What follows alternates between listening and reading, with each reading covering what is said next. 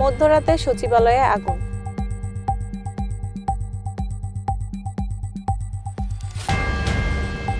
নৈতিকতা ও মূল্যবোধে এক্সেলেন্সি অর্জন করতে হবে বলেছেন জামায়াত আমির।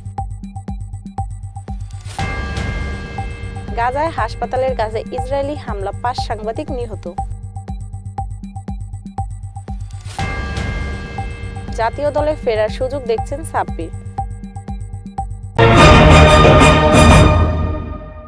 আসসালামু আলাইকুম, ইনফো টেলিভিশনে সবাইকে স্বাগত। খবর পড়ছি আমি প্রিয়া রানী। এতক্ষণ শুনছিলেন সংবাদ শিরোনাম, এবার বিস্তারিত। দেশের প্রশাসনিক কেন্দ্র সচিবালয়ে মধ্যরাতে অগ্নিকাণ্ড ঘটেছে। খবর পেয়ে ফায়ার সার্ভিসের 16টি ইউনিট আগুন নিয়ন্ত্রণের কাজ করছে। বুধবার 26শে ডিসেম্বর দিবাগত মধ্যরাত 1:52 আগুন লাগার সংবাদ পায় ফায়ার সার্ভিস। বিষয়টি নিশ্চিত করেছেন ফায়ার সার্ভিসের নিয়ন্ত্রণ কক্ষের ডিউটি অফিসার রাফি আল ফারুক। সচিবালয়ে অগ্নিকাণ্ডের ঘটনায় ক্ষতিগ্রস্ত ভবন পরিদর্শন করতে এসেছেন স্বরাষ্ট্র উপদেষ্টা লেফটেন্যান্ট জেনারেল অফ জাহাঙ্গীর আলম চৌধুরী ও গণপূর্ত মন্ত্রণালয় উপদেষ্টা আদিলুর রহমান খান এবং মহিলা ও শিশু বিষয়ক উপদেষ্টা শারমিন এস মুর্শিদ। জামায়াতে ইসলামীর আমির ডাক্তার শফিকুর রহমান বলেছেন, ইসলামী ছাত্রী সংস্থাকে ছাত্রী অঙ্গনে ইতিবাচক ভূমিকা পালনের মাধ্যমে ছাত্রীদের উন্নত নৈতিক চরিত্র গঠনে অগ্রণী ভূমিকা রাখতে হবে।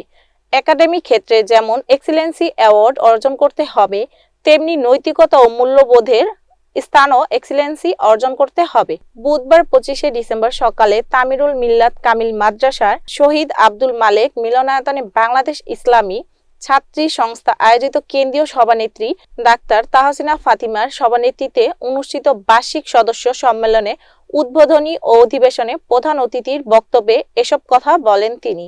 ফিলিস্তিনি অবরুদ্ধ গাজা ভূখণ্ডে ইসরায়েলি বর্বর হামলায় 5 সাংবাদিক নিহত হয়েছেন।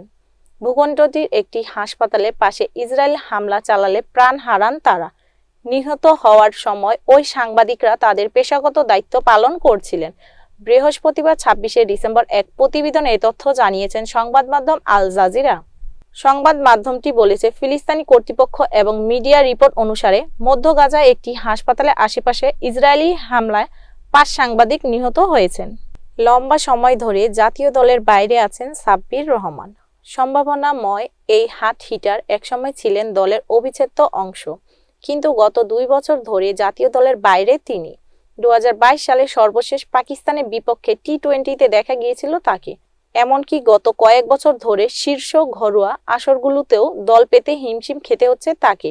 তবে সম্প্রতি লঙ্কা টি10 ফর্মে ফেরার আভাস দিয়েছেন। তবে জাতীয় দলে ফিরতে হলে আরও একবার নিজেকে প্রমাণ করতে হবে তাকে।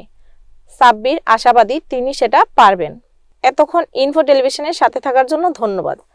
আমাদের সকল নিউজ দেখার জন্য www.infotvbd.com অথবা আমাদের ফেসবুক পেজ ও ইউটিউব চ্যানেলে ভিজিট করুন।